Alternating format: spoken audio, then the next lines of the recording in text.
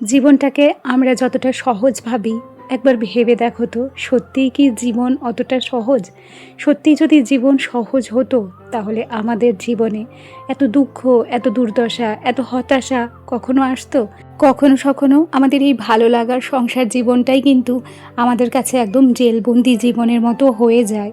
এক নাগাড়ে কারোর জীবন সমানভাবে চলতে পারে না। এই জীবনে ওঠা নামা সমস্ত কিছু রয়েছে, সমস্ত দিক মিলিয়ে মিশিয়ে চলতে হয়।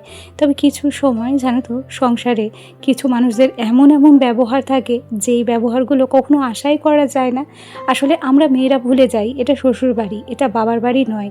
জীবনে যদি কিছু খুব সহজে আমরা পেয়ে থাকি, সেটা হচ্ছে মা বাবার নিঃস্বার্থ ভালোবাসা। আর বাকি রইল সংসার জীবনে এসে মানুষকে যতটা খুশি রাখতে পারবে, পরিবারের মানুষকে যতটা দিয়ে ধুয়ে তাদের মুখ বন্ধ করে রাখতে পারবে, ঠিক ততটুকু টাইমই তুমি একজন ভালো বউ হয়ে থাকতে পারবে। তাছাড়া নয়। মা বাবাকে পুজো আশ্রয় একটা জিনিস না দিলেও চলে, কিন্তু যে কোনো অনুষ্ঠানে অকেশনে যদি শ্বশুরবাড়ির লোককে কোনো কিছু না দাও, তখন খেয়াল করে দেখবে যে তাদের মুখের দিকে আর তাকানো যাচ্ছে না। একটা সম্পর্ক ঠিক ততদিনই ভালো থাকে যতদিন তুমি তাদেরকে ঘুষ দিতে পারো। যাই হোক, একটা কথা মনে রাখতে হবে, জানো তো, এটা আমার ক্ষেত্রে হোক, তোমার ক্ষেত্রে হোক, কিংবা অন্য কারোর ক্ষেত্রে হোক, শ্বশুরবাড়িতে এসে কোনো বউমাই পারফেক্ট হতে পারে না। কেন হবে? সে তো পরের বাড়ির মেয়ে। নিজের বাড়ির মেয়েকে থুয়ে কেউ অন্য বাড়ির মেয়েকে পারফেক্ট বলে? আমরা পাগল, আমরা বুঝতে পারি না। এটা কখনো সম্ভব নয় গো। সব কিছু জেনে শুনে, সব কিছু বোঝা সত্ত্বেও আমাদেরকে তবু এখানে থাকতে হয়। তাহলে কোথায় হলো মেয়েদের জীবনটা সহজ?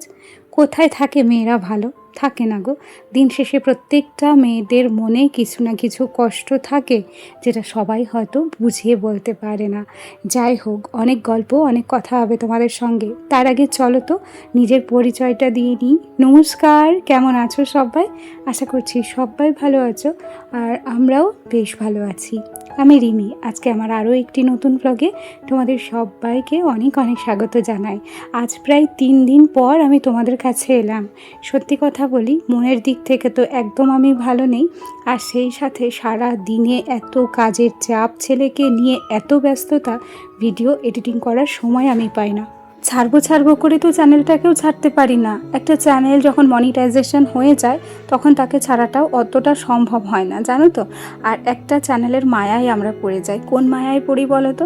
আমাদের যে অডিয়েন্সগুলো আছে, যারা আমাদেরকে প্রত্যেক দিন কমেন্ট করে, তারা কিন্তু আমাদের পরিবারের একটা অংশই হয়ে যায়।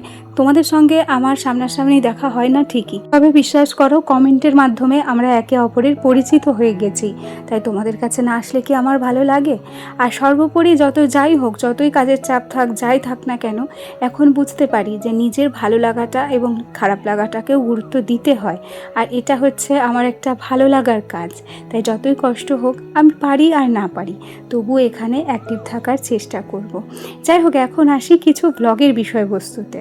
জানো, সকাল থেকে শুরু করতে পারিনি আজকের ব্লগ অনেকটা বেলা থেকে শুরু করেছি। আজকে বাটা মাছ নিয়েছিলাম, জানো, সেগুলোই কেটে বেছে ভালো করে লবণ হলুদ মাখিয়ে ভাজা করে নিয়েছি। আজকে করব হচ্ছে লাউ দিয়ে মাছ দিয়ে তরকারি, আর সেই সাথে করব এখানে উচ্ছে ভাজা। ওদিকে লাউ দিয়ে মাছ দিয়ে তরকারিটা তোমাদের সঙ্গে গল্প করতে করতে আমি কিন্তু রান্না করে নিয়েছি, আর উচ্ছে আলু ভাজাটা আমি এখন বসিয়ে দিলাম। আর তার মাঝে ও ঘরে গিয়ে বিছানাটাকেও গুছিয়ে নিয়েছিলাম, আলনাটাকেও গুছিয়ে নিয়েছি। আর প্রত্যেক দিনের মতো যে বালিশ আর চাদরটা থাকে, তাকেও আমি ভাঁজ করে সোজা ভরে রেখেছি হচ্ছে শোকেসে। এখন ছিল হচ্ছে আমার একটা কটনের প্লাজো প্যান্ট, আর সেই সাথে ছিল আমার একটা, এটা কি কুর্তি যেন বলে, নাইরা কাটিংয়ের কুর্তি। এ দুটো পরে গিয়েছিলাম স্কুলে ছেলেকে আনতে। এগুলো হালকা করে রোদে দিয়ে নিয়েছিলাম, ভাঁজ করে এখন আলমারিতেই ভরে রাখছি, জানো। যাই হোক, কাজগুলো মোটামুটি গুছিয়ে করারই চেষ্টা করি, আর প্রত্যেকটা জিনিস জায়গাতেই রাখার চেষ্টা করি। আজকে প্রচুর জামা কাপড় রয়েছে, সেগুলোকেও ধুয়ে দেবো। দিকে আমার ছেলেকে একদম স্নান করিয়ে রেডি করিয়ে দিয়েছি, ওকে এসেছে হচ্ছে পড়াতে। আর পড়াতে আসার সুযোগটা নিয়ে ভাবছি এগুলো সব কিছু ভিজিয়ে দিই এবং কাঁচা ধোয়া করে নিই। আজকে যদি ধোয়া কাঁচা না করি, বলা যায় না, বৃষ্টি হতে পারে, আবার বলা যাচ্ছে না রাত্রে কি হয়। যাই হোক, এখন তো টানা রোদ, এখন তো শীতকাল নয় যে এগুলো শুকোতে 2 দিন লাগবে। এক রোদ্রেই সমস্ত জামা কাপড় শুকিয়ে যাবে। বেশ কয়েকদিন হলো টাইম কলে আর জল দিচ্ছে না, ধোয়া কাচা করতে যে কতটা অসুবিধে হচ্ছে। তবে আমাদের কলটা কিন্তু ভীষণ ভালো, প্রচুর জল বেরোয় জানো। আর আমাদের কলের জল এতটা ঠান্ডা তোমাদেরকে বলে বোঝাতে পারবো না। এই যে তাবড় গরম, তবুও কিন্তু আমাদের কল থেকে জল চিপে স্নান করতে ভালো ভালো মানুষ ভয় পায়, এতটা ঠান্ডা জল বেরোয়। আমার তো ফ্রিজের জল খুব একটা খাওয়া লাগে না জানো, আমরা একটু কল চেপে জল খাই, ভীষণ তৃপ্তি পাই। যাই হোক, গল্প করতে করতে কত কাজ করলাম, আর সেই সাথে তোমাদের সঙ্গে কিছু মনের কথা শেয়ার করি জানো। স্বামীর ঘরের ভাত কিন্তু অতটাও সোজা নয়। এই যে কত কাজ, শুধুমাত্র আমি একা করি না, প্রত্যেকটা গৃহিণীরা করে। ভাবনা চিন্তা করো, প্রত্যেকটা গৃহিণীরা করে। তারপরেও প্রত্যেকটা গৃহিণীকে দিন শেষে শুনতেই হয় যে সারাদিনে তুমি কি করো।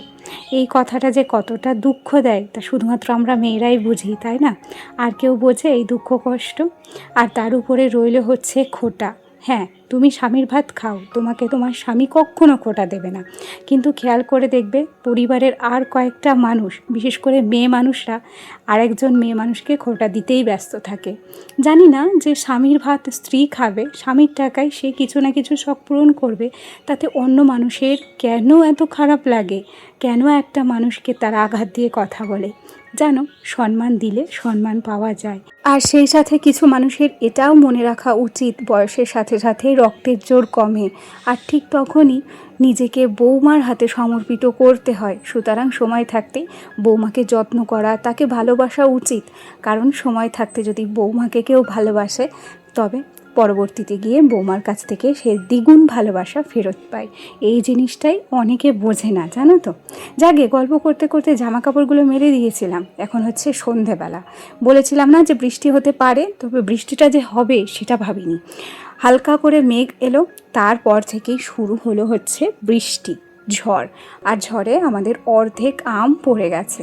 এতটা কষ্ট লাগছিল আজকে, মানে বলে বোঝাতে পারবো না। প্রচুর পরিমাণ আম হয়েছিল আমাদের গাছে জানো। আজকে অর্ধেকের বেশি আম পড়ে গেছে। খেয়াল করে দেখো, এইভাবে বোটা শুদ্ধ শুদ্ধ আম পড়ে পড়ে গেছে। আর পুরো উঠোনটাতে তো আম ছিটিয়েই রয়েছে, সেটা তোমাদেরকে দেখাবো। তবে বৃষ্টিটা আমাদেরকে কিন্তু ভীষণ স্বস্তি দিয়েছে। আর কারেন্টও না এ পর্যায়ে চলে গেছে। আমাদের এখানে ঝড় বৃষ্টি হলে কিন্তু কারেন্ট চলে যায়। দেখো কেমন বিদ্যুৎ চমকাচ্ছে, ভারী ভয়ও লাগছিল। শেষে বৃষ্টি কমলো, আর তারপর উঠোনে বেরিয়ে এসে দেখি প্রচুর আম পড়ে গেছে। আর আমগুলো কিন্তু বেশ ছোট্ট ছোট্ট। আচ্ছা, ভিডিওর এ পর্যায়ে এসে একটা কথা তোমাদেরকে জিজ্ঞাসা করব, আমার আজকের ভিডিওটি তোমাদের কেমন লেগেছে গো? কমেন্ট করে জানাতে ভুলবে না, হ্যাঁ। কেন কি, তোমাদের ছোট্ট একটা লাইক আর তোমাদের মিষ্টি একটা কমেন্ট আমাকে আরও নতুন নতুন বন্ধুদের কাছে পৌঁছতে সাহায্য করবে। আমি মাঝে মাঝে ভুলেই যাই যে আমাকে আরও অনেক দূর পৌঁছাতে হবে। আসলে নিজে ভুলে যায় না, মানসিকতা ভুল করে দেয়। চলো আজ তবে আসি, টাটা।